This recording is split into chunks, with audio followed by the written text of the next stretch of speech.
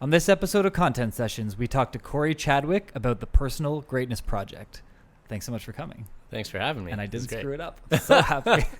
Good start. Start. So it was great. We met the other day at a really cool event. It was not something I would typically go to at all. Yeah, it was a bit different. Very different, but it was neat and a lot of great people there. So you were the first to take me up on a podcast, and I'm super happy. Awesome. Yeah, perfect. Thanks for the offer. So tell me a little bit about the business.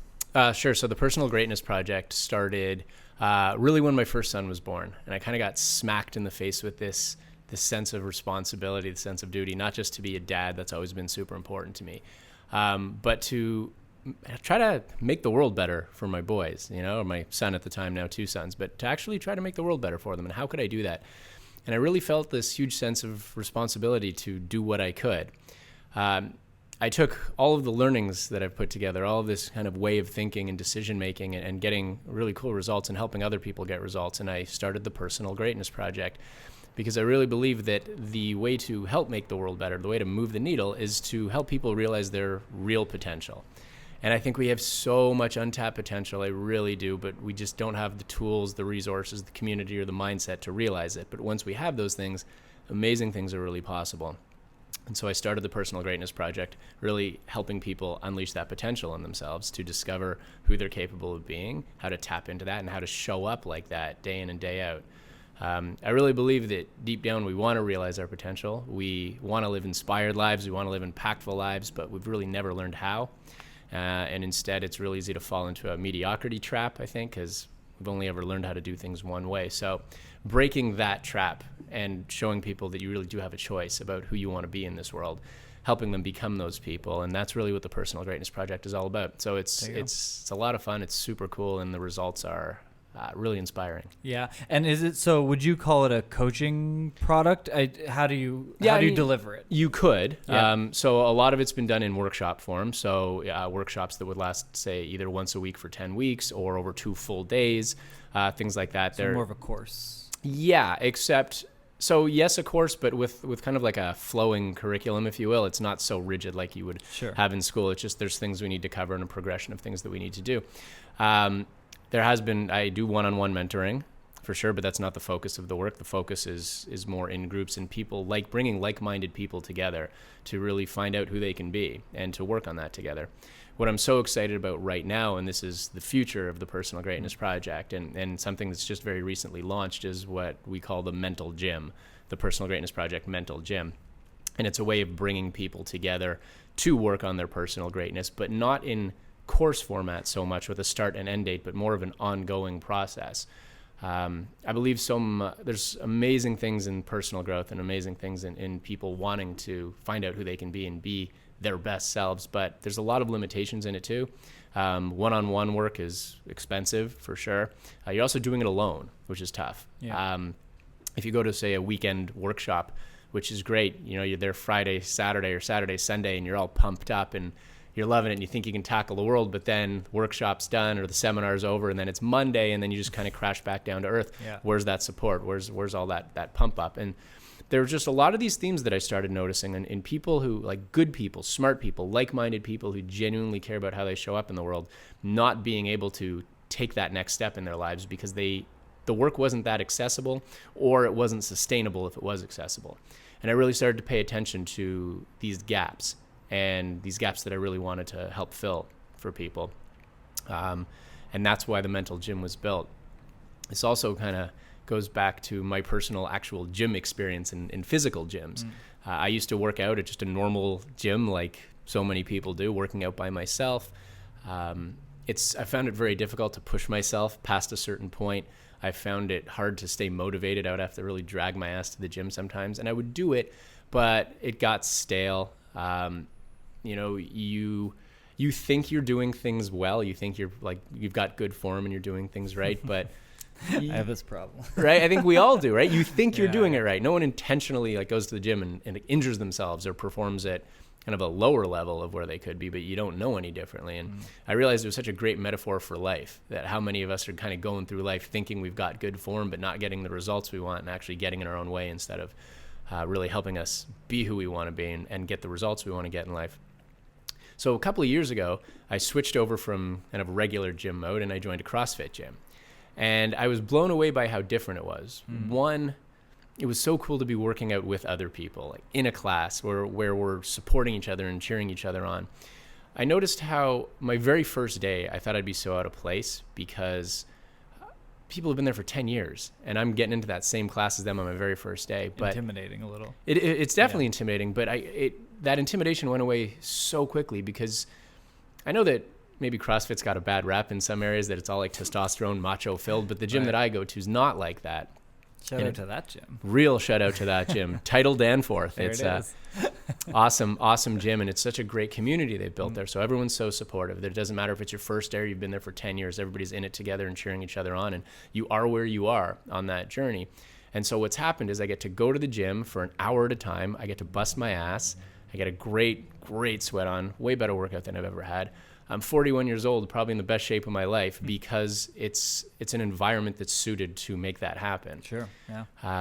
And that's great, and I really appreciate that. And you've also got your coach there who's correcting your form and helping you be better and be stronger. So naturally you get stronger and you can perform exercises at a much higher level. And I've been at CrossFit for 2 years, and then I just said, well, this is what's missing in personal growth. This is what's missing in, self-development or whatever you want to call it. And seeing the results that the Personal Greatness Project has created and helped people achieve, I just thought, what's the best way to do this? What's the best way to bring people together, to train together, essentially, and, your greatness training. And that's what the Personal Greatness Project Mental Gym is. So it's super cool. I'm so excited. It's done virtually over video chat, group video chat. Launched recently. It's more than I could have expected. It's so great, and I'm so excited about it. But because that part of the venture is new, now what, right? Like how do you take it from what it is to what it can be? Sure. Yeah. And so how long ago was it started? So we're in beta launch right now. We launched 2 weeks ago. Perfect. There you go. Yeah, super cool. Got an amazing group of founding members who are excited to be there, who really care, and it's a lot of fun. Yeah. And what is that structure? Is that other coaches? What are you calling it, coaching or coaches? Or well, so that's what's funny. I'm not really calling it anything, right? No. So right now we have no coaches in our group. We've got it's entrepreneurs mostly, or variations of entrepreneurs at different stages in that journey. But what was interesting was, and it's not all entrepreneurs. It's kind of a mix of people. And what was interesting to me is when I was interviewing potential founding members, I was trying to figure out what exactly everybody has in common. And I couldn't figure it out because not everybody's an entrepreneur, different ages, not a massive age range, but it's not, all 25-year-olds. There's 25-year-olds, there's 35-year-olds, there's, I guess even late 30s, and even we got a 19-year-old in that founding group too. So it's really cool. And it's not about how old you are or what you do, but it's about how you think and what you care about. What drives you? Who do you want to be? And that's what brought everybody together. And that's what I think is such a special part of this group. But it certainly is for people who care about impact, who care about, it doesn't need to be, huge impact in changing the world. It's just they want to live a life that matters. They want to live an impactful life. I assume down the road we will be attracting a lot of coaches and coach-like people because, that's the language we're speaking. But it's important to me that it's accessible for people who aren't coaches, who aren't already in that world, and who are really looking for an answer to something in their lives that they know they need an answer to, and they just haven't found it yet. Sure. And then did you develop the curriculum, we'll call it? Yes. Yeah. Okay.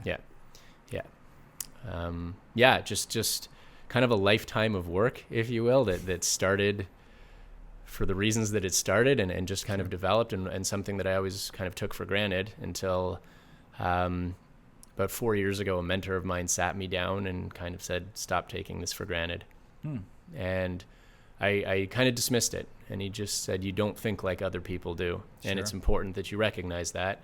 And that if you can stop taking that for granted and find a way to teach this to people, you can help a lot of people. Yeah. And so I really did kind of blow it off for a little while. I was like, kind of like, why wouldn't you just think this way? It's just a much easier, simpler way of thinking and decision making.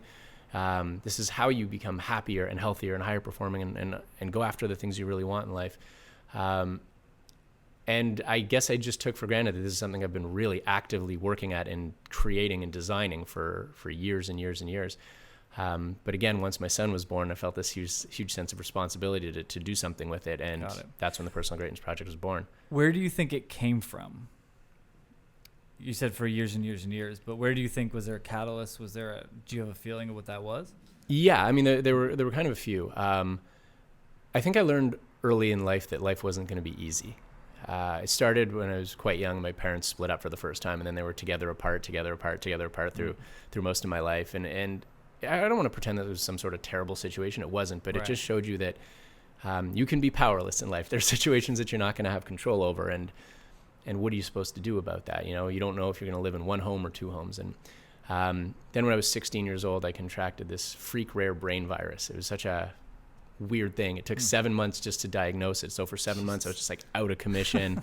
It was crazy. It was freaky, right? Yeah. Because you don't know if you're going to live or die, and you just hear the doctors talking about, is he going to live or die? Is he going to live or die? And I don't mean to say that like so casually, but that's what it was. That's what it was, and no answers, and that was a really, really scary time. And it took 7 months to diagnose and then treat. And once it was treated, I was able to get back to my normal teenager life of insecurities and being afraid to ask out girls and things like that. But again, here's this time in my life where I just felt powerless. Now, while I was dealing with that, when I was battling that, my mom was battling something too, which I didn't really know at the time, but she had severe bipolar disorder. Of course, that was a time where we didn't talk a lot about mental illness. It wasn't something that people like to talk about, certainly not my mom having it and battling with it. So she really tried to hide that from me and from my brother. And from most people in her life too. Most people didn't know, but it got really bad. And as things got worse and worse and worse, she tried to take her life a couple of times. And that was just like, holy crap, like what is going on in life, and heartbreaking, because again, so powerless here. I can't do anything to help her. Yeah. And it's just heartbreaking. And then eventually she went through with it, and she did take her life. And it was a real smack in the face. I just started to think that life was too hard, and I was tired of feeling powerless, and I didn't know how to take control of my life. It just felt like every time that I got through one thing, another crappy thing was coming, and worse and worse. And I was young enough that I didn't know that this was, you got a whole life to live. It just seemed like this was what life was. And to be quite honest, I didn't know if I wanted to keep going in my life, because it just seemed like it was going to be too hard. And my mom had bipolar disorder. My grandmother had it. I was terrified that mental illness was coming for me too. Sure. I didn't want to suffer like she did. And it was the time in my life. It was a low time in my life where I was trying to come up with answers. And one of those answers I need to come up with is, do I end it all right now, or do I keep going? And once I made the decision to keep going, I realized that I didn't want to give up on myself. I didn't want to give up on life. I had to decide where I was going. And this was really the catalyst for everything that came next, because for the first time in my life, I realized I had some real decisions to make about who I wanted to be and what kind of life I wanted to live, and that I needed to start being intentional about it. And I was tired of feeling powerless and out of control, and I needed to take control and really take responsibility for my life. I saw how easy it would be to be defined by life circumstances, and how that easy is for everybody, unless you actively take control of that, which is easier said than done, but it has to be done. So first thing that occurred to me is that if I'm going to keep going, I have to try to beat mental illness. If this is coming for me, and I don't know that it is, but if it is, I have to get out ahead of this thing. How do I do that? I don't know that this is something that I can actually do, but I just thought, like, you have to try, don't you? And so I did, and I started rewiring my brain, just decision-making and habits and just tiny little thought processes, just tweaking, rewiring them to try to almost strengthen it in a way that if mental illness did come for me, I'd be ready for it and I could fight it off. Sure. I don't know if that sounds like a strange thing, but to me it made a lot of sense at the time. But the other thing that that was kind of like the big light bulb that went off is I started thinking about being happy and how important it is to be happy, that it may be the most important thing in your whole life. If you're kind of measuring your life by something, why not measure it by being happy? And I don't mean just, hanging out with your friends, watching Family Guy kind of happy. Right. I'm talking about like real sustainable fulfillment. And so I made this promise to myself that that was going to be my goal. And I realized that we're so used to thinking about things like they are or they aren't, like you're either happy or you're not, you're in shape or you're not, you're successful or you're not. But it's not a black and white thing. There's this huge range of how happy or successful or healthy or whatever you can be. Makes sense, yeah. Right? And so I started looking at this thing from 1 to 10. It's like this, it's almost like this scale just appeared right in front of me, this scale from 1 to 10. And I saw that where my mom was on that scale, that for so much of her life, or at least for the last few years of her life, was probably battling around 1 or 2, really struggling around 1 or 2, and eventually 0. And I'm looking at this scale and I'm realizing that other than some really kind of extreme situations or circumstances, you actually get to choose where you are on that scale and where you end up on that scale. And we don't think of it like a choice. We don't even know there's a choice. We just live our lives kind of on autopilot. We have learned one way of doing things and one version of ourselves, really. Sure. We never really knew that we had a choice to be a better version, or to really find out who you can be. So I saw this range from 1 to 10 and I said, I've got a choice to make. And whatever I choose, that's what I'm going after. And as soon as I realized that it was a choice, I kind of asked myself the question, well, how can I choose anything but 10? It wouldn't make sense to choose 5 or to 6 or 7 or even 8. Why not choose 10? And so maybe it was a moment of just being naive and being, excited about making this choice, but I just made this promise to myself that I was going to live my 10. Problem was I didn't know how. I didn't know what that meant really or how I was going to do it, but I made this promise. It's like I put a flag in the ground and I wasn't going back. So now it became about learning how to do that. And again, it just worked really nicely with wiring my brain differently. This thing that started out as a survival mechanism or a survival system became a thriving system, kind of by fluke almost. I mean, not by fluke, but that wasn't the intention. The intention was first to survive, and then it just turned into something that was so much more than that. And I started piecing together, oh wait, this 10 thing is actually something I can put together, and just actively pursued that 10 in my life and made big decisions in life with the kind of guidance of your 10. You're committed to your 10, so how do you make this decision? Well, is it helping you live your 10 or is it not?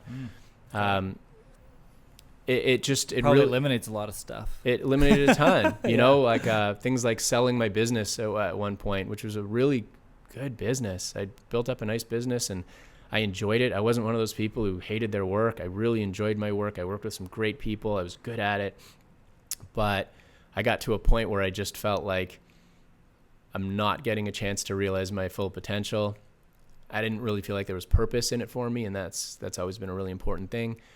And I think that it's kind of vital to living your 10. Purpose and potential are two huge parts of living your 10. And I felt like I was maxing out at an 8. Sure. And like, to me, life's just math.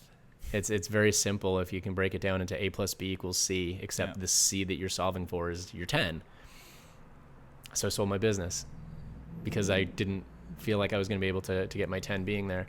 A lot of people question that decision. You've worked really hard and long on this. Why would you sell this? You built it up to what it is. Yeah, people question everything when you're an entrepreneur, though. Everything, right? And everyone has an opinion. Of course, and I think that's an important thing to realize. That everyone's kind of coming from their own perspective and their own walk of life, and their opinion, while probably intending to be well-serving, doesn't mean that it's serving you well. Yeah. And if you are taking advice from people who are not living their 10, and you're following the lead of somebody who is not by choice, but by default living their 5 or their 6 or even their 7, then that's where you're going to end up too. So you've got to learn how to really bet on yourself and believe in yourself to go after what you really want. And that comes from learning yourself, what makes you tick, learning, again, who you're capable of being. But that's, big decisions like that, big decisions like ending a relationship with a really wonderful woman because it wasn't it. And I was in my 30s already at this point, really wanting to get married and be a dad. These are things that were so important to me. So how do you walk away from a really good situation because I'm in it for my 10? Sure. Right? And yeah, I like it. And it's led to some amazing things. Yeah, that's great. Yeah. And it's funny, looking at a lot of these coaching and lifestyle products from a distance, there's a lot of perception and because there's a lot of shitty, scammy, different things out there. And it's funny because at a glance, I'd be like, okay, interesting. But because we had a chance to talk about it and I got to meet you, I was like, oh shit, like this is really like logical, and logic makes a lot of sense to me, and it doesn't feel motivational. It feels tactical, which is what drew me to it. And I love that you said that, because that's exactly what it is. It is all logical to me.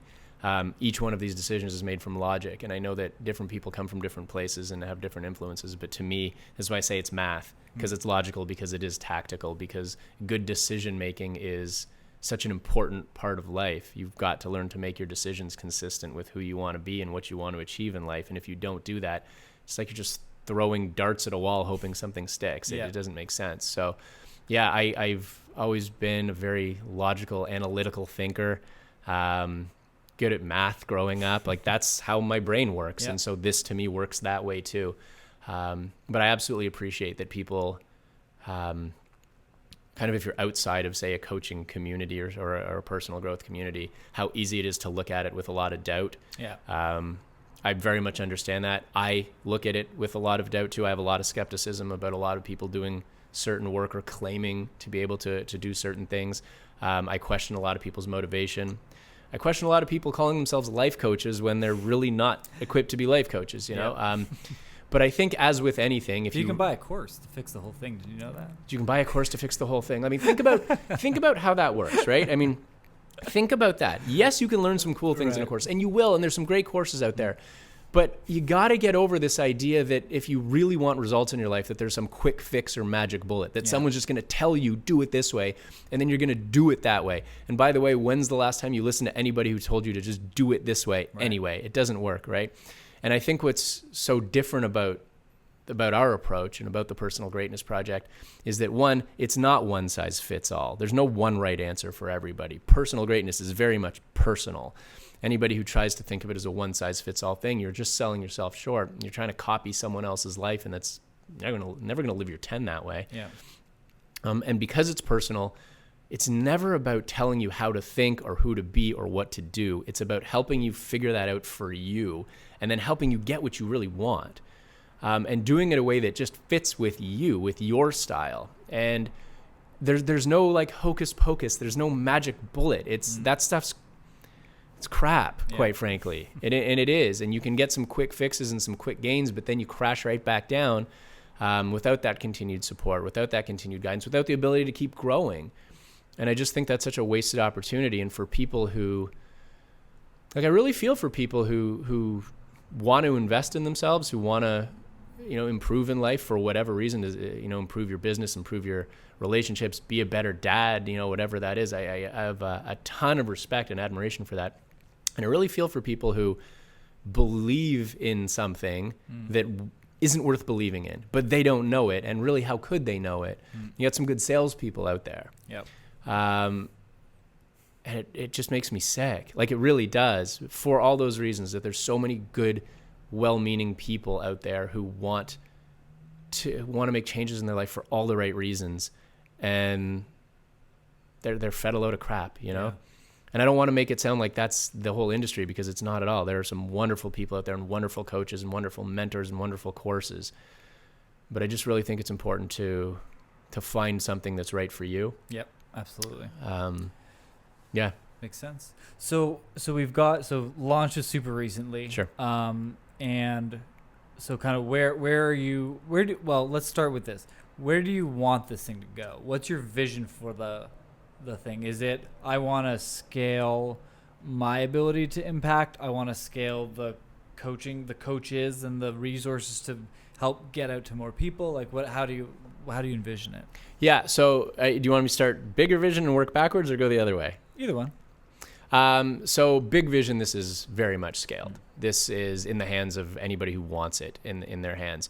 I love the idea of making this in bricks and mortar in-person thing. I think it's such a necessary thing in our world, and it's so real human connection is just missing, and that's such a hugely important thing. At this stage, we're doing it virtually, all through video conferencing, but it's still really, really powerful doing it that way, and the connection level is huge. So as it grows, it will be about training new trainers, new greatness trainers to understand how this works and be able to train other people in it and to grow that way. But the format will be the same. The format will be small groups working together. Right now we cap it at 10 people per class, if you will. Got it. And the reason for that is you got to be involved. We ask questions, we generate discussion and conversation about stuff that really matters. To just be an observer from the outside, which may, if you think about it similarly to doing a pre-recorded course where you're not actually involved, you're just kind of following along. And that's great for people, but that's not what we do. Yeah. We think it's important to be involved. I think it's important to be involved, to get to ask questions and get answers, to be able to really explore that. So that's how the format works. And one thing that I really love about this is, I've mentioned accessible, but how accessible it is from a time point of view. It's 60 to 90 minutes a week, including a little bit of work that you do on your own, and that's it. Like, that's your whole commitment for the week, which is really important, because I understand how hard it can be to bite off something big. People are busy. I mean, I got 2 young boys and a business and a marriage and friends and like life, like everybody has, right? So to be able to invest a reasonably short amount of time is super important to me. I'm also financially accessible, to make this something that you can go to like a gym. And it's not nothing, it's not free, but it's also not going to break the bank, right? And you can really invest in yourself at a price point that makes sense. I want to continue that and grow that and just scale that accordingly. Yep, absolutely.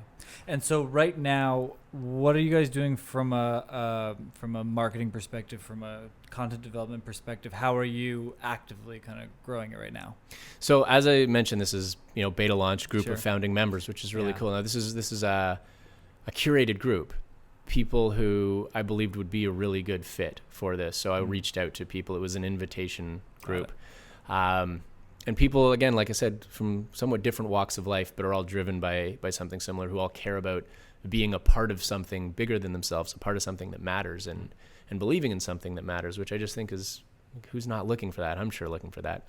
And at this stage, it's learning from them. What's really working with you, for you, what's not, what can we tweak, what can we change, so that when we say, okay, this is for more people outside of this founding members group, we know exactly what we're offering. I have a very good idea of what it is, but things will be tweaked for sure, just to make it better and better and better.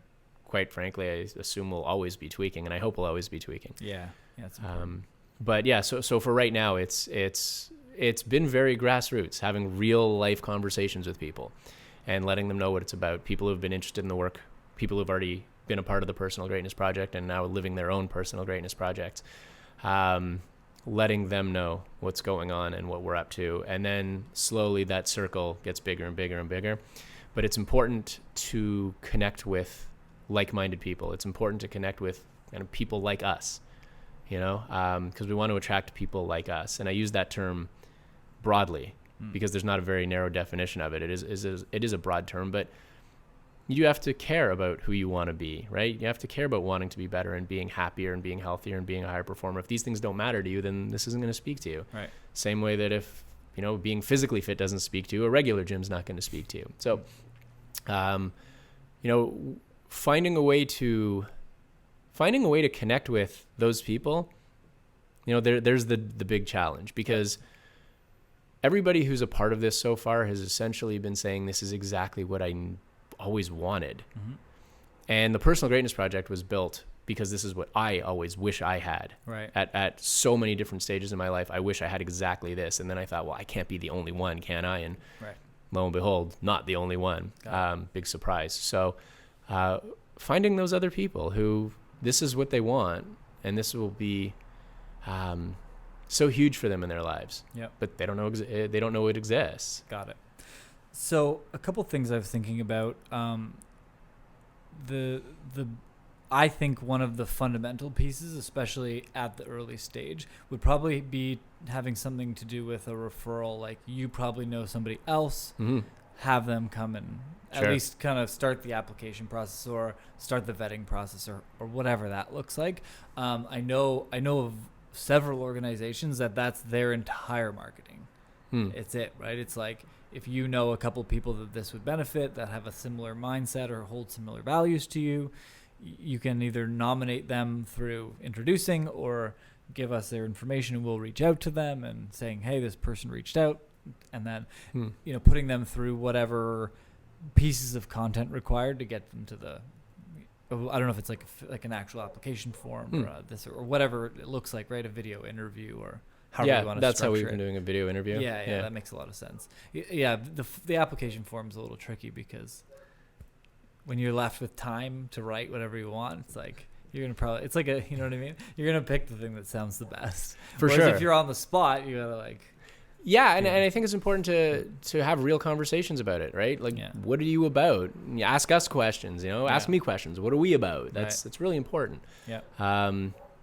So yeah, but I'm with you. Yeah. I'm with you. So I mean, I think that could be just a big piece from the beginning that can attract a lot of growth and attract a lot of super qualified leads. If we'll turn it to a business speak, it is qualified leads, right? For sure. It's like someone that is the match according to someone that's already gone through it. They probably have a pretty damn good sense. And if those are the people, if people that are already in the group are people that are already acting in accordance with how you guys are acting, they're not going to fuck around as much. You know what I mean? Like, they're likely to give you people that are going to be pretty qualified. For sure. So, I mean, I think having some ecosystem through either automation or something on the website that allows people to nominate or however that might be structured, but not just saying, hey, if you know anyone, let us know. Maybe having something for, like, do you have a member like login area? No, we don't. Yeah.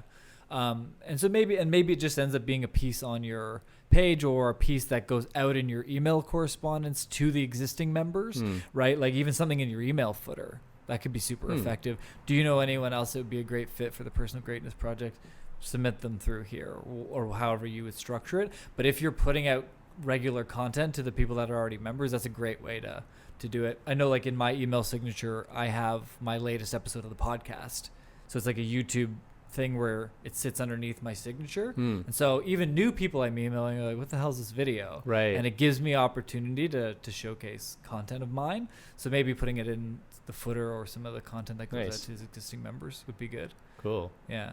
And then the other thing, so outside of those people, you want to find other people that would otherwise have no knowledge about you. I mean, I think to hit any kind of a scale when you're ready to do it, you need to be able to bring in cold and warm people, right? For sure. Anything. I saw that you were doing some content on YouTube already. I took a look through some of your social.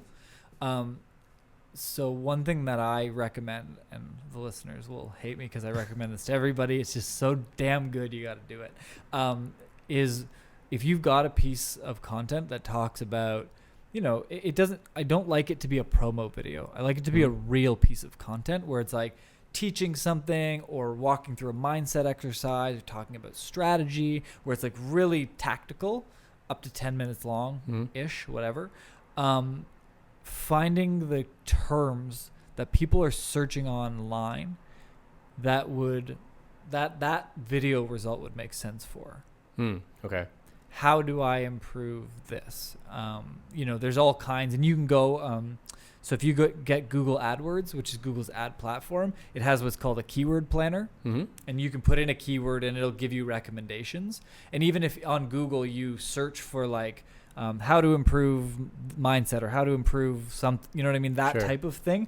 And if you go to the bottom of the page, it'll show you, here's some other options based on what you searched, similar to what other people are searching, right? So you compile this list. Maybe it's only 10 or 15 keywords, whatever it is. But a keyword being the search query, the phrase that somebody actually searched. Right. What you can do is if people search that on Google, you might not buy a Google ad, but the next time the person who searched that on Google is on YouTube, that video can come up answering the question. And that video can be titled something very similar to what the search query was. Gotcha. The reason I like that is because a click on Google is going to bring you to a web page, and you're likely going to pay anywhere from 50 cents to $7 on average for a click. Some industries are way higher. But that might not be economical, and that might not answer the right questions right away. But because Google and YouTube are connected, they're the same company. Yeah. So I search this thing on Google, the next time I go on YouTube, I get the ad. And the ad is your video. And your ad is, the actual title of it is, are you trying to figure out this? How to figure out this? Whatever basically matching it up to what they would have searched. Right. Something that answers that question on That Google. makes sense. And it does show up as a pre-roll ad. So everyone's seen those where like just before the video you're going in for, something else comes up. Mm-hmm. But what's very effective is it's already on their mind. Right. You're not saying like, I want to put this in front of people that are on other self-help channels or looking up other self-help things. It's like, I know you were looking for that answer, and my video title talks about that answer. Gotcha. And then the video content is not selling me anything. It's just straight, here's an exercise you can do. Here's how to self-assess. Here's how to, whatever the piece of content would be. I found that very, very, very effective. And the cost is very inexpensive. Right. So with the podcast, if someone's looking for marketing ideas for a software development company, if I have an episode about that, I'm using that as my ad. Gotcha. Okay. Now my ads are different because this podcast is an hour long ish. So I've got YouTube ads that are an hour and 40 minutes long. Right. Okay. But I'll tell you, over the last 40,000 views that I've had on my YouTube channel, my average watch time on those ads is 21 minutes. Really? Which is very high. Yeah. Because I specifically went for this piece of information. Maybe I found a blog or maybe I found other content, but when it hits me again later, it can be very eye-opening for that. Right. And then we pay, on average, I think we pay 2 cents for a view. Okay. 2 pennies. That's it. And then the call to action, our call to action, so our button is go subscribe to the channel, but your button could be go check out the website to see more. Right. And if they're interested enough with the content, then you could start getting people and at least putting them through whatever vetting process / funnel that you would create for that. Makes sense. Yeah. Now, I'm going to ask you a very green question. How do you know what people are searching for? Yeah. So there's a couple ways. So you can make some assumptions. If you may ask some of the people that you talk to on a regular basis, like if you were looking for this information, what would you search on Google? And I think you could probably come up with them yourself because you know the questions or the things that you're kind of answering. So what I would do is I would put them into Google. Again, take a look at the websites that show up. Click on a couple, read some of the content on there, see what other questions that might be posed in their content. The other thing you can do is once you search, scroll right to the bottom, and Google will say, here's some suggested search based on similar things that people have looked for. Right. So if you're looking for a roofer in Toronto, you get all the websites, and then underneath it's like, oh, people also search for roofing companies Toronto, roofing companies in Toronto. So you can see the variations. Gotcha. You may find that your topic is a little bit more, you might not get as narrow of an answer looking at that. But there's also a website called Soolve, Soolve. So you put in the search query there, and it will show you the top 10 results on all the major search engines. So Bing and Yahoo and DuckDuckGo and YouTube and Amazon and everything. So that will kind of give you a bit of a map of like what are the commonalities of like what do people search universally versus like, oh, on YouTube, these are different things people search. And then, Gotcha. So you can kind of pick apart just from doing a couple searches and then using that website. I think you get a pretty damn good picture. Okay. And I think really it's only like what are the 10 to 15, maybe it's 5 things that people are searching that would be a good fit to lead them to our content. Gotcha. As long as that actually has a reasonable amount of search volume. So, if it gets 10 searches a month, it's not that great. But if it gets a couple hundred, then that's even better. And then you can drive people to look at a piece of content like that. Cool. Yeah. That's great. Yeah. Yeah, I think that can be really effective. The other thing I'd recommend, and this is a little bit more complex, but I always say, and people understand, generally speaking, from the marketing standpoint, is getting someone on your website the first time is the most difficult, and it's the most expensive.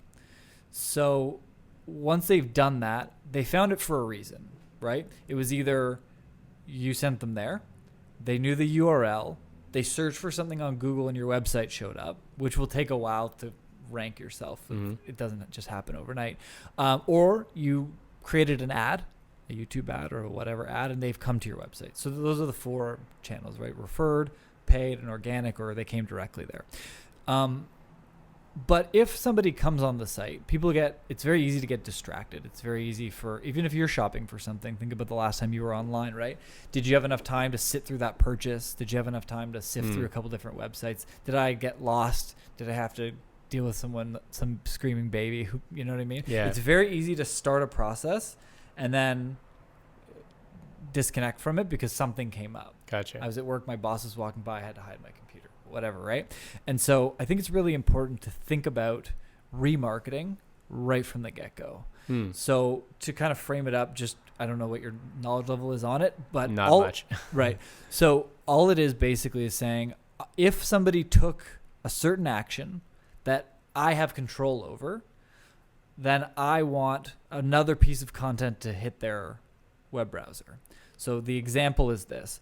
I clicked on a YouTube ad. I liked a Facebook post. I follow you on Facebook. I was on the website. All of those properties that you have control over, you have the ability to build an audience based on them. So I had 100 people come to my website. And I know out of those 100, 1 or 2 people clicked, I want to apply. But the other 98, they maybe went and looked at blogs, or maybe they left right away, or maybe they scrolled around. It doesn't matter what they did. They didn't take the action that is the desired action, the conversion, if you will, right? And that conversion can be schedule a call, fill out this form, whatever it is for you to kind of start that process. So those 2 people did, but 98 people came to your website, and they clicked around, they stayed there for a little bit, and then they left. Maybe it wasn't the right fit. Maybe they didn't like your website. Maybe they didn't like whatever, but maybe they were interested, but they didn't have time to finish whatever they were doing, right? So it's very important, because you control that website, you can now say, hey, Cory, you were on my website, and my website put a cookie in your browser, and that's how it tracks that you were there. When that happens, Facebook and Google together are both able to track and say, oh, I know that guy. That was the guy on your website. Now, those platforms can't tell me that it was you. It can't say, hey, this is the guy, and here's his age, and here's his persona, go get him. But it can say, well, I know there was 98 people, and it will give me age, gender, location. So it will give me some information. But what's important is the fact that now that my advertising platform, whether it be Google/YouTube or Facebook/Instagram, because it knows that you were there, I can now say, now I want them to see some other piece of content because they've been on my website and they didn't take my desired action. There comes remarketing. That's the base of it. So a lot of companies, you've probably seen really shitty remarketing because that's what most people do. Okay. You've probably been on Amazon or Airbnb and you looked at a product and then you're just flooded with pictures of the same thing over and over again. That's lazy remarketing. That's 99% of what people do. What you can do is you can target pieces of content based on, did somebody come onto the website for a minute? Like, that's a long time. So there's obviously some intent, but they didn't complete what they were doing. So you can say, hey, Google, hey, Facebook, build me an audience of people that came to my website and spent more than a minute. I want them to see this piece of content now. And that piece of content could be a testimonial. You could have a recorded or a picture of a testimonial. And so the next time Cory, who was on my website for a minute and a half and went to 3 pages but didn't sign up, the next time he's on Instagram, he might see a testimonial video of somebody who did the program and it was great. Or he might see a video that we've created that's, similar to the YouTube thing, right? Like some strategical piece that's just a really helpful piece of content for that person. Hey, you ever thought about this? Here's some strategies to help you do this, right? You're warming them up. You're getting your brand in front of them multiple times, and you're giving yourself a chance to get them back and potentially get that business. Gotcha. But if you have them come to the website once and you come on for 2 minutes and you, as the searcher, were interested, but you were like, what the hell website was that again? Or you get distracted. How many ideas do you have that you get distracted from and you never think of them again? A million a day. That. And so if you're getting people to come and inquire with you or touch base with your website, you have to be recommunicating with them in whatever format. Now that can be the lazy one where you're just like, come sign up, come sign up, come sign up. Or you can put a sequence of content. So anyone that spent more than a minute on my site, I want them to see a rotation of this strategy video, this testimonial video, a post that's a value proposition, a blog post that we did. So they're not seeing the same thing. They're seeing the blog post. They might be interested. They might come back. They might see the testimonial video and say, oh shit, like that seems to resonate with me. You don't know what's going to resonate. So making 4 to 6 pieces of content that can cycle through people that have come on the website is a really impactful way. And the nice thing is those ads are way cheaper than the initial touch point. Gotcha. Because even if you're not paying the $7 for a Google click, which might not be feasible or practical, the amount of work that's gone in for you to network, for you to come on podcasts, time spent, blood, sweat, and tears, for you to get any attention, that's all a cost of getting someone to the website. Even if it's not physical dollars, it's some form of cost. Sure. And so with all that said, if you can now pay 25 cents to get someone to come back and have another conversation with you, that's worth it. So you might not pay to get top of the funnel people, new audience, but the people that are coming that aren't finishing, you may want to reinvest in communicating with them. Nice. That might just be the budget, and that might be $100 a month. And you can have 4, 5, 6 touch points with somebody and really give them an opportunity to see what you're about, see what people say about you, validate you, build credibility. And package that up into another conversation and do it for very cheap. Cool. So how is that so cheap? The reason it's cheap is because you're only marketing it to a certain audience that's a certain size. Got it. So if only 300 people have been on our site, if I were to spend $500 a month, I'd be inundating them. My frequency of ads, which would be the amount of times you see it on average, would be 15. And you'd be like, oh shit, I'm just flooding this guy's Facebook feed. It's too much. So until your traffic scales, the cost to, get 2 or 3 visuals in front of that one person is very inexpensive. Got it. And because that audience is already familiar with the brand, they're likelier to click after seeing less things. Whereas if you're running a Facebook ad that's like, you looking to achieve personal greatness and da-da-da, and I don't know who you are. I've never seen the brand. I've never seen your face. I've never seen your messaging. And I've just said, well, people that are interested in this and meet this demographic and have these behaviors are likely to be people that would sign up. It's still cold. Right. You think about how many Facebook ads, and you'll start, after I have these conversations, people start going through every ad and being like, was this remarketing, or how are they targeting me? And sometimes it's because you're a fan of this other person's page, or you've shown interest in this, or you've searched for that. And so there's different ways. Facebook especially has quite a bit of metrics. They know a lot about you. Right. And Facebook and Instagram are tied together. So you could find women who are 27 years old who live in Old Town who like Finding Nemo. And I could target them with an ad. Right. It's that scary. It's creepy how much they know. And so it knows based on your purchasing behaviors, based on your web browsing behaviors, based on the pages that you follow, all of these things, your relationship status. So it's endless. But always going to cold people that don't know it, trying to bring them in based on, I've got my persona. This is Mark. This is the guy that buys. You've got that thing. You could create targeting to find that guy, and it could likely work. That's how Facebook ads do well, but never cheaper than the person who already has some familiarity, who's already gotten some value or some referral or some word of mouth about it, and then you're just warming them up through the remarketing. That's why it's cheap. Gotcha. Cool. Yeah. So that I think could be really, really fun. And a lot of businesses, when they're in the early stages, it's not cost effective to run new Facebook campaigns. Right. Because, you could be spending a couple $1,000 a month easily. And is that working? Do you know if it's like? Yeah, a lot of trial and error stuff, right? It is a lot of trial and error. And you might have an assumption about an audience that might not fit. So there's a lot of testing. And if you don't have, my benchmark is if you don't have a minimum of $500 to $700 a month, just to test and play, it may not be worth it unless you have it professionally set up. Gotcha. But for your type of thing, it's more challenging than a lot of other things, because a lot of other things like cardio dance fit or lipstick or this video game console, it's the interest sets are a lot more defined. Yeah. Right?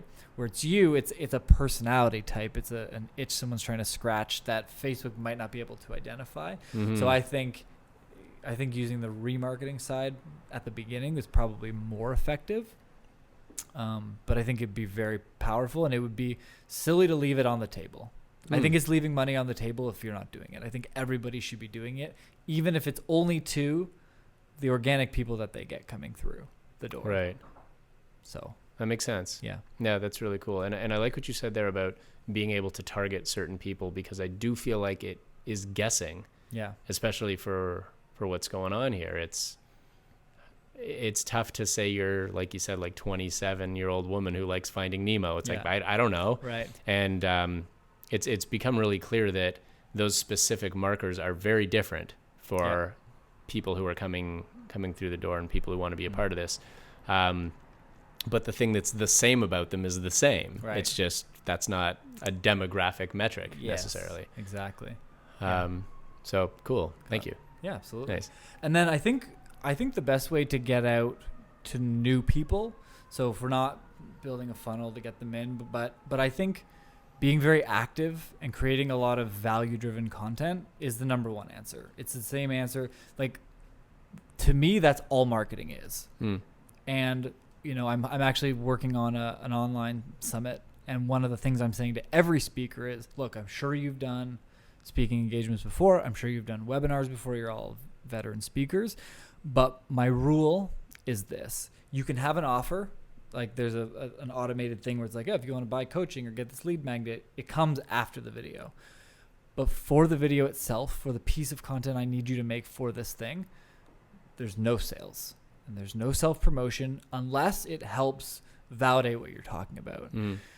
Oftentimes, people will drive messaging, a presentation, a blog, a this, a that always leads to, well, but you need to hire me in order for these things to work. Sure. You need this software for this to happen. You need to, and it's very constant, and it's the way that it's why most people suck at marketing. Yeah, I don't do that. Yeah, because I recognize that too. It's just I'll give you everything I got. Yes, and so don't be afraid to put like even the things that come about in your lesson plans. If there's some self-evaluation or some strategy things that people can get at home, put it all out. It sounds counterintuitive, but literally put it all out on the internet. It's the same reason I do this, right? I have talks with entrepreneurs and people that are growing businesses, and I tell them every strategy that comes up in my mind that I know will work. And I like delivering stuff that people have paid people for before. Oh, I had this consultant come in and I actually paid, and this was the solution he told me, but you took it a step further. I thrive on that. And the reason it works is because now there's an automatic trust. I'm not telling you need to hire me. There's no stop. There's no, now you need this to continue your path. It's literally, here it is. Here's a great strategy, something that will really help.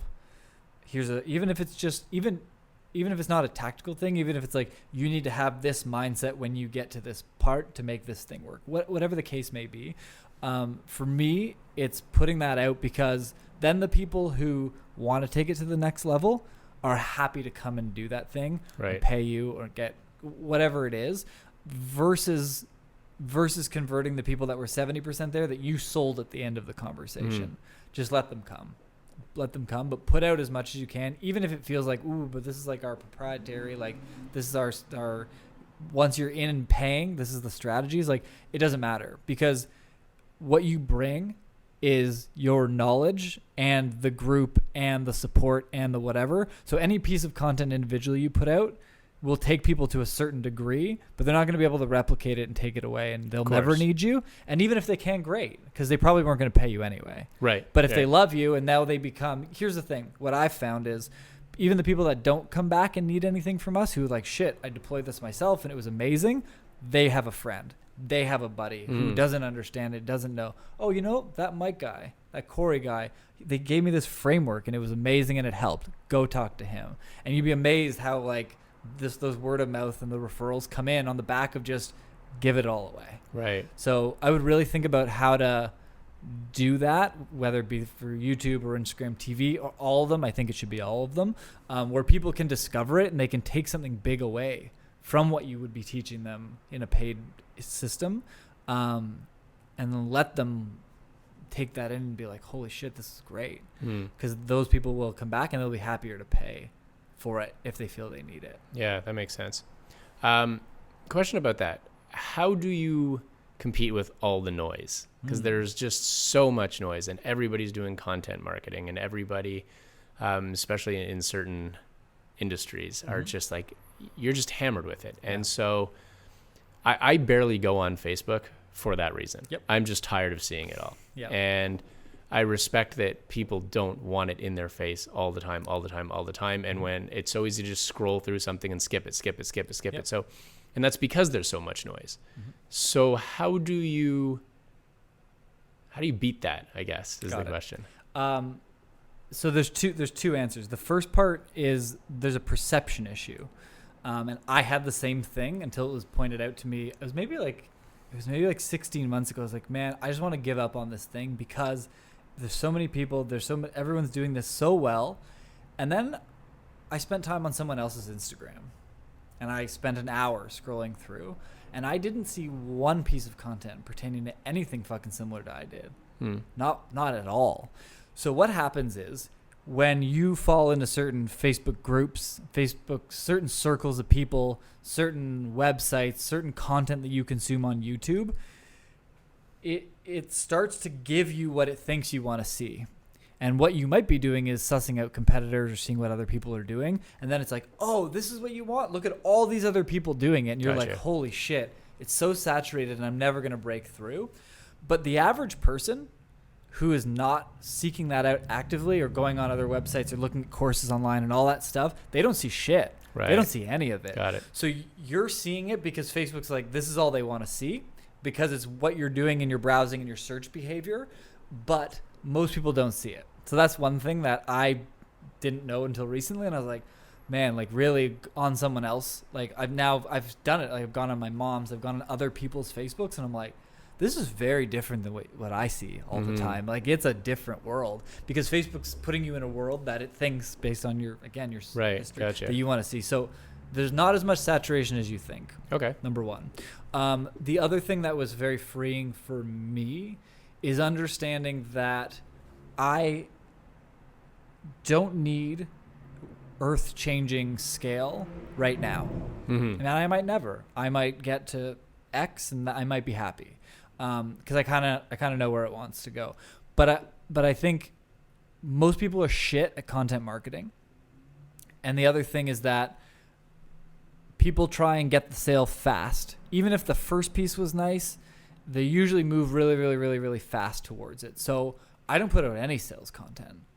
I don't. At the end of this show, I don't. Hey, if you need consulting, come get. I don't talk about it at all. We don't put it. We put out the odd social media post maybe once a month, saying, hey, did you know we do, social media audits? But like, we don't run ads saying, come buy this thing, come use our service at all. We only give people what they want. And if that's just content, great. But the content that we deliver, we make sure it's the best it can be and the most valuable it can be. And then the business just comes. I have no idea what anybody else is doing. Couldn't care less. I don't, there's only a handful of people that I pay attention to on YouTube, because I like stealing their strategies, and that's it. Right. But yeah, I generally just pretend like nothing else is happening around me. Because what I found is through creating content and trying to scale and make as much as I can all the time, the residual of like my podcast guests or people that I interview, and I think you should do that, interview experts and interview whatever and make part of your content, right? The more you're just putting stuff out and posting on LinkedIn and posting here and posting there, people just discover it, and then they want to have conversations, or they want to introduce you to someone else you should talk to, and they want to da-da-da-da. And the amount of snowball effect that has fast, if you just start pushing content out, is friggin' nuts. We've only been doing this since March-ish, February, March. And I have a list of, I don't even know how many people, of like people that have contacted us saying, hey, I'd love to be on, or you got to interview this guy, you got to that. The networking that's come out of it is just ludicrous. Cool. So just just ignore everything. Ignore everything and know that the content you're putting out is high quality, and just figure out how to put out a bunch. Right. As much as you can, as quickly as you can. One thing that we do is we use an intern to take our post-produced video and cut it up into a bunch of things for different channels.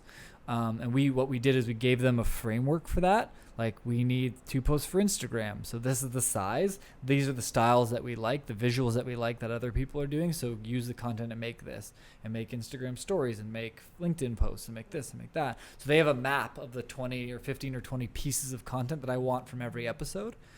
So we put the full video together, and then it goes to them, and then they chop it up. Gotcha. And then we have a Google Drive with 20 different things that could be posted on social media. And all we had to do was make the instruction book once. Right. And then that allows us to put out more and be fast with it. You know, like, I'm not making every video myself. It would be ludicrous to like I don't know how to do anything with graphic design. I can stumble my way through like Canva, which is like the beginner's version of a Photoshop. Like, I can put text on, like, but I'm pretty useless with it, and I don't have any intention of being good, because there's people out there that can do it, whether it's an intern or someone on Upwork that's overseas that you pay $2 or $3 an hour to. There's those resources. So getting someone to take one bigger piece and then knocking it out into a bunch of different stuff is really effective. Nice. Yeah. Cool. But nice. But I think with the cadence, like with what you guys are talking about, I think you guys should have some kind of an interview show. It's really low impact. You know, you don't need mics like this. You can get a USB mic. Even a version of this is like a couple $100. Plug it into your computer, do a Zoom interview, record it right onto your computer. Get someone to cut that up. It doesn't have to be in person. But the power of conversations and your ideas and letting people discover, like, people are going to watch this and they're going to be like, well, this isn't the type of business, but that idea, or I didn't think I needed training or coaching for this type of thing, but like, I've never thought about life like that. Right. The discovery capabilities of putting out content and conversations is way more meaningful than I ever expected. I'm like, oh, people get marketing advice, but I like to dive into the backstory, because I'm having people resonate with, oh shit, like, I didn't know you could just start a business like this. I didn't know you didn't have to go to school and do this and do that, or have these qualifications, or have investors. You can just bootstrap this for $1,000. Like, holy crap. Yeah. So I like that, the discovery, and then the tactical stuff comes along with it. But having conversations, and even if it's you record conversations with your members about stuff and post that, it makes it real easy. Yeah. Right? There's no post-production when it's on Zoom. It just records, flips back and forth between whoever's talking, YouTube, Instagram. Nice. Get going. So even if they're, even short things, there's really easy ways to put out content, especially if you're already having meaningful conversations. It might just be a matter of recording some of them and putting those out and letting people see, like, oh, like, this is what it is. If the other person's comfortable with it, right? Like, oh, this is what this is going to be, and I got this great takeaway, that could attract people right away. Gotcha. So we can even share chunks of our sessions together, of our gym sessions. Sure. Nice. Yeah. And even you may want to have them where, like, hey, this one in particular we're going to record. I don't know if there's ever any like sensitive stuff or whatever. Yeah, we just wouldn't share sensitive stuff. Yeah. But yeah, just even taking that and repurposing it for all the channels. Yeah. Cool. The easy way to do it. Nice. So. Yeah, that makes sense. But yeah, real valuable content, putting out as much as you can everywhere, is the number one thing that'll work. Because just, again, the snowball effect of that can be really impactful at the beginning. Right. And if it's very low cost and very low, the entry point is really easy with doing that. It's like, oh, perfect. Right. And then you may spend time on distribution, right? You might find Facebook groups and you say, hey, this is not anything to do with sales, but we recorded this session. Some really cool insights, some really cool personal development stuff. Do you mind if I post it in your Facebook group and let the admin? Oh yeah, sure. And as long as you're not driving to a call to action, if it's just value, people will they'll post stuff for you. Right. So figuring out where your potential customers spend their time online, and then getting it to them, whether that's getting people to put it in their groups or whatever that might look like. There's different strategies for that. Cool. I love that. Yeah. something that I've always kind of struggled with, and as a marketer, I'm curious for your answer on this is, it's when your business is a certain size and when you're getting started in something, you're wearing a lot of hats, right? And I'm a big believer in life that be great where you're great and let other people be great where they're great and build great things together. And that happens in time, but until that happens, marketing is a full-time job, right? And if you've got, so let's say in my position right now, like I write all the content, I'm putting together the groups, I'm leading the groups, there's just a lot of hats going on. To take on a full-time marketing job would take away from everything else. So how do you balance that? Or how do you market in a way that is there a way to market where it's not really a full-time job, where you can segment it and take care of everything else? Yeah. So what I would recommend, and we've been using this now for a little bit. There's a company called Gen M, and what they have are people that are post-grad or in the middle of school who want to get real hands-on work experience, but they're going to do it virtually as an intern. Okay. And so when you sign up, you find the skill sets that you need and what type of thing that you need. So, video editing, Photoshop, social media management. And what you do is you get 10 hours a week from each person for free as an intern. And you can hire as many as you want. It's $45 a month to be on the platform per engagement. So if I just want a video editor or if I just want a Photoshop guy, it's $45 a month, and I get that intern for 10 hours a week.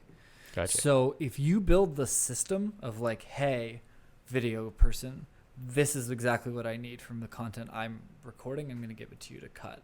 Hey, Photoshop person, I need graphics for Instagram, for LinkedIn, for this, and here's what I need them to look like, and here's all the sizes, and here's the content from this guy. And then you say, hey, social media management person, here's access to our Facebook and LinkedIn and Instagram. Here's our brand guideline. Here's the words that we would typically use, or maybe you write the captions. But can you put them into a software and schedule them and do whatever? So you could use 3 people, cost you fairly like $145 a month.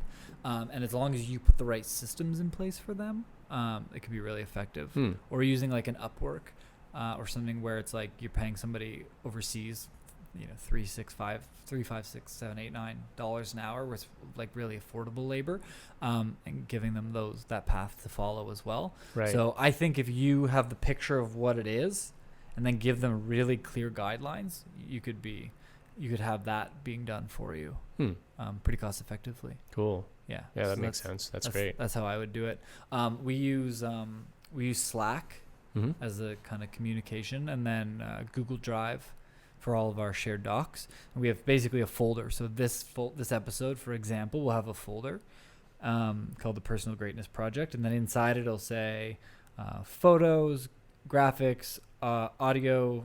So we do ones with like audio waves over a picture, and then we have some that are Instagram videos, so like 1 minute or less of the video, Instagram TV videos, so 10 minutes or less. And so someone will listen to the episode and say, oh, this seems like a relevant thing, I'll take this out. Oh, this is great, I'll take that out. But that's all systematized because we have here's the direction on what to listen to. Got it. Yeah. And so all I do is I just upload this audio and this iPhone video into there, and then someone goes in, grabs it, squishes it all together, cuts the full episode. And if you're doing it on Zoom, it's already cut for you. And then the next person says, okay, I got to listen for 2 or 3 quotes that are good. I can make those into graphics and make this and make that. But it's like very clear. Every episode requires this many of this, and here's the guideline. And then it comes in, and if you like, then it usually works really, really well. Works nice. Really, really well for us. Yeah. So leveraging that for now until you can have somebody in-house that could be the marketing guy. Right. That's how I would do it if I were you. That makes sense. Yeah. Yeah. Cool. I like it. Thanks. I like answers like that rather than like, well, nope, you just gotta be a 45-hour a week marketer, and And I think you have to be true to what you're good at, and what you're bad at. I'm terrible at organization, so I plan my podcast with links that are open to my calendar that someone else manages. Right. So someone's already booked a meeting. The episode booking date doesn't show up on the calendar anymore. So I can't double book. I don't have to go back and forth. I'm just shitty at it. And I used to have a full-time assistant. Now I don't. And so these are automating some things like that where it's like, even like if people want to book a meeting with me now, I don't go back and forth. I have a 15-minute, a 30-minute intro call. I have a 15-minute, a 30-minute client call. And if it's introduction, they're usually only 15 minutes. So I send them a link, shows them my calendar and what's available. They can book their time in. Right. It gives me their phone number and their email. And if they want to move the meeting, they can. Then I don't have to go back and forth. Because if it was up to me and I was taking notes about, if this guy's coming Tuesday at 8, I'd be fucking dead. Right, yeah. If I had to invoice, if I had to project manage, I'd be toast. So I just try and avoid all of those things that I suck at. So I would just do that. So it's good. It's good life strategy, right? Yeah. If it's something that's a headache, then you got to get away from it as soon as possible. Yeah. Yeah. Right? I'm Whether totally that's a virtual assistant to do this and this and that, right? VAs are a really powerful tool as well. I've never used one because I actually brought someone into the business really early to help with that stuff. But I listened to a podcast about how to get the most out of your virtual assistant. It was a guy who was a personal branding company, and then the VA company that he works with, the president of that company. So she was talking about, I can send you the podcast. Yeah, actually. please. It'd be great. From Mike Kim. He's got a personal branding business, and it was about how to structure it and how to, give instructions and how to build, like how to set up the relationship for success. And I was like, holy shit, some really great stuff in there. So I'll send you that podcast. Cool. I'll link it in the show notes too, so people are curious, they can check it out. Nice. But yeah, that's great. Cool. Thanks. Well, we've unpacked a lot. Yeah, I really have. This has been awesome. Cool. Well, I really appreciate you coming on. No, thank you. I appreciate it. It was a pleasure. Thanks, man. Thank you. All right.